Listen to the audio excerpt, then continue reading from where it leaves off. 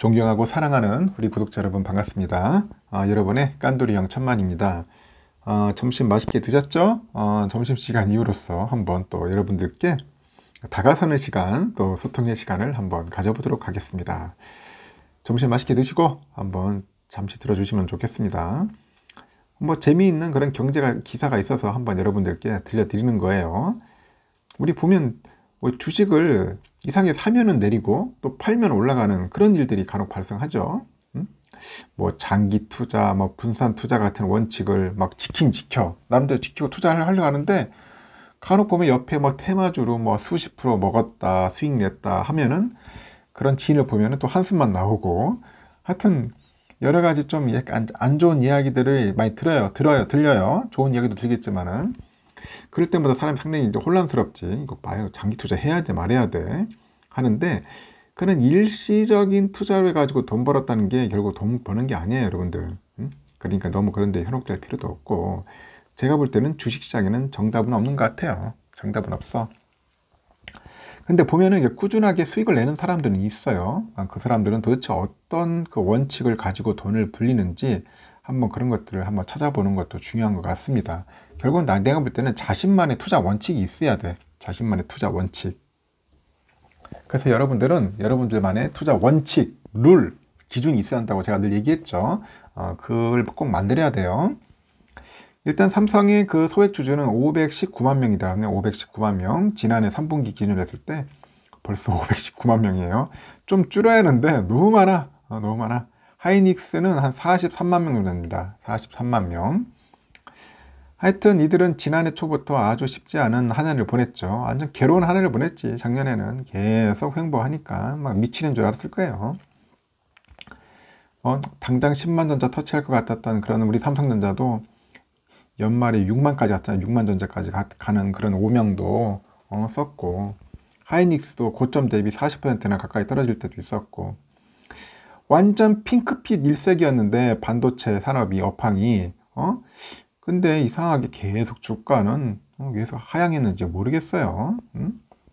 하여튼 그 반도체 투자 심리가 최악이었던 지난해 10월에 그 송명섭 씨라고 있네. 이 사람은 하이투자증권 연구원 같은데, 이분이 간혹 보면 삼성에 관련된 이야기를 간혹 하더라고요.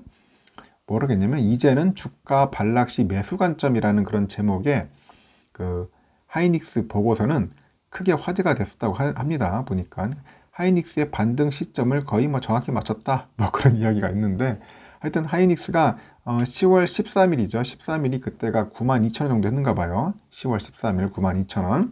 그 저점을 해가지고 12월 30일 장중 13만 3,500원까지 한 45% 정도 올랐죠. 제가 봐도 그때 봤어요. 쭉 빠졌다가 다시 쭉 반등하더라고요. 11월 때 그러면. 그러다 하이닉스도 완전 미치는 줄 알았죠. 하여튼 그렇습니다. 지금 보니까 지난해 초에 이제 반도체 주가가 값이 빠진 이유를 분석한다 보면은 주가는 그 주당 순이익 같은 그 주당 가치에 주가 수익 비율, 그 PER이나 그 주가 순자산 비율 PBR 같은 그런 밸류에이션 배수를 곱해가지고 나오는 숫자라는 걸 기억해야 한다고 합니다. 그래서 작년 3월에는 반도체 가격도 오르고 있었고, 실적도 예상치를 약간 상회하면서 실적도 이제 상향 조정되고 있었다, 그렇게 보고 있죠. 그래서 주당 가치가 좋았었다는 거다. 주당 가치가 좋았다. 그런데도 주가가 빠졌다. 결국은 밸류에이션 배수가 하락했다, 뭐 그렇게 의미를 하고 있는데, 그럼 밸류에이션 배수가 왜 빠졌을까? 그 밸류에이션 배수에 영향을 주는 요소는 여러 가지가 있지만은 가장 중요한 것은 경기 전망치하고 증시의 유동성이다. 전망치하고 유동성이다. 유동성. 그 대표적인 지표가 유동성 증감률이라는, 유동성 증감률. 그거하고 미국의 ISM 제조업 지수가 있다고 합니다. 앞으로 경기가 어떨지 안내해주는 그런 지표들인데, 지난해 3월부터 글로벌 유동성 지표는 감소하기 시작해요. 지표는 계속 감소하기 시작하고, 곧이어 미국 ISM 제조업 지수도 떨어집니다. 떨어지고, 경기가 좋지 않을 수 있다는 그런 전망이 많아지면서 그 밸류에이션 배수가 내려가는 겁니다. 밸류에이션 배수가 내려간다. 그래서 주가가 떨어졌다. 다음 분기에 반도체 가격 전망이나 기업의 그런 실적 추정치가 올라가는 것만 보고 투자했다면은 약간 당황스러운 한 해였을 것이다. 그렇게 또 이분은 언급을 합니다. 그러면 경기 전망과 반도체 주가가 동행하는 이유는 뭐냐? 경기 전망과 반도체 주가 동행하는 이유. 그럼 향후 경기가 메모리 반도체 수요를 말해주고 있다. 향후 경기가 메모리 반도체 수요를 말해주기 때문에 메모리 반도체의 그 전방 산업은 PC나 스마트폰이겠죠. 그런 가처분 소득이 여유 있고 경기가 살아나야 수요가 늘어나는 거야. 그럼 반도체 주가에 대한 변곡점을 찾을 때는 반도체 가격이나 실적보다는 경기 지표를 확인하는 작업이 꼭 필요하지 않겠느냐. 경기 작업. 그래서 그런 것들을 보고 이제 투자를 하시는 게 좋지 않겠나. 뭐 그렇게 언급을 합니다. 그래서 이제 보통 우리 반도체 주가는 업황을 6개월가량 선행한다고 하지 않습니까? 그래서 6개월 뒤에 반도체 업황이 반등할 것 같으니 지금 사야 한다 같은 얘기를 증권가에서 많이 해요. 그런데 이제 반도체 주가가 업황을 선행하는 것이 아니라 경기 그 지표가 업황을 선행하는 것이다. 경기 지표. 그래서 미 ISM 제조업 지수나 글로벌 유동성 지표가 6개월 뒤 메모리 반도체 업황을 미리 알려주는 거야. ISM 지수나 그런 것들 잘 봐야겠죠. 그 주가는 이런 경기 지표와 동행하기 때문에 결과적으로는 마치 주가가 업황을 선행하는 것처럼 보이는 것 뿐이다. 이렇게 얘기를 하고 있고, 그 당시 때 보면 이분이 뭐 아직 매수할 때는 아니다 그런 전망을 막 내놓다가 지난해 10월 갑자기 매수 의견을 냈어요. 그래서 9.11 테러나 그 리먼 브라더스 그 사태 등 큰 위기 상황을 제외하고는 하이닉스의 주가가 하락하는 국면의 PBR은 늘 0.9배에서 1배 사이였어요. 삼성전자도 1.0배에서 1.1배 사이였는데 하이닉스의 그 전저점 주가 91,500원을 올해 예상 그 주당 순자산 가치하고 비교하면 PBR이 0.93이야. 0.93. 그래 한마디로서 더 빠질 수는 없다. 그렇게 보는 겁니다. 그러니까 더 빠질 수 없는 구간까지 주가가 내려간 거야. 그럼 ISM 제조업 지수도 우려했던 것보다 양호했고, 그럼 9.11 테러 같은 그런 긴급한 위기 상황이 발생하지 않는 한 주가는 더 이상 하락할 수가 없어. 하락할 수가 없기 때문에 결국은 이제 밸류에이션 콜을 낸 것이겠죠. 밸류에이션 콜을 낸 것이다. 현재 반도체 주가는 역사적으로 평균 배수 수준으로 올라갔고 하이닉스가 PBR 1.3배고 이제 삼성이 1.6배 수준이에요. 과거에도 주가가 이 수준으로 올라오면은 다시 반락하거나 조정 국면으로 들어갔던 적이 많았다고 합니다. 그리고 약간 조정이 끝나고 나면 다시 추세적인 상승이 이어지고 지금은 이제 향후 경기가 좋을 것이라는 확신이 있어야 이제 평균 배수를 뚫고 올라갈 수 있을 것 같다. 반면에 경기가 좋지 않을 거란 시그널이 생기면 주가는 다시 내려앉고요. 미국은 현재 조기 양적 긴축을 서두르는 한편에 중국은 경기 부양을 위해 힘쓰는 모습을 보이고 있죠.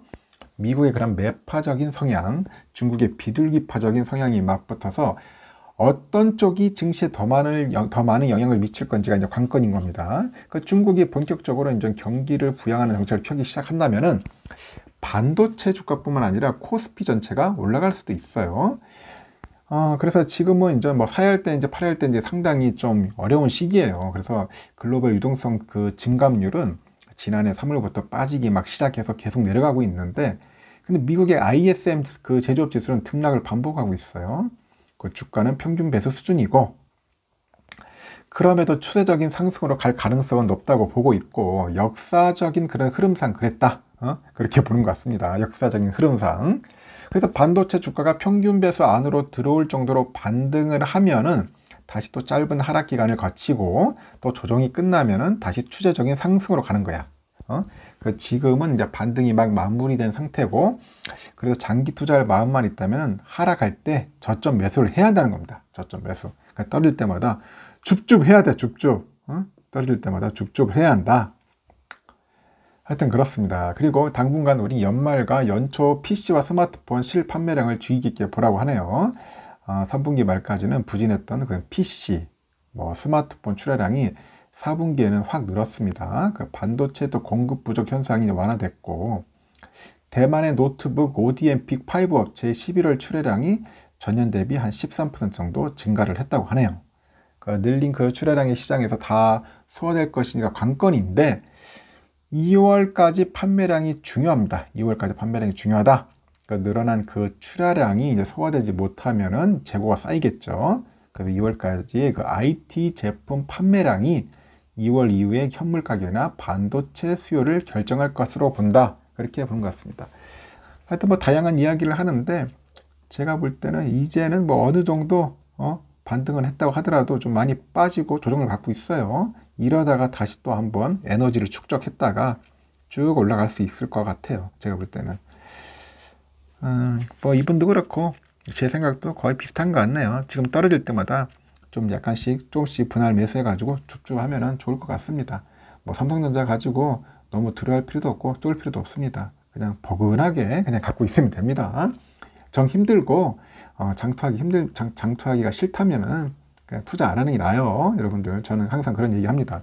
투자하기 싫으면 빨리 떠나라고, 빨리 팔고 나가라고. 근데 그렇게 얘기했어 예전부터.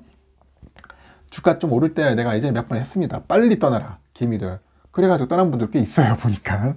하여튼 장투자들은 잘 참고하시고 견뎌내시면 됩니다. 그러니까 어려운 것도 아니야. 너무 고민하지 말고 괴로워하지 마십시오. 하여튼 오늘 오후도 좋은 시간 보내세요.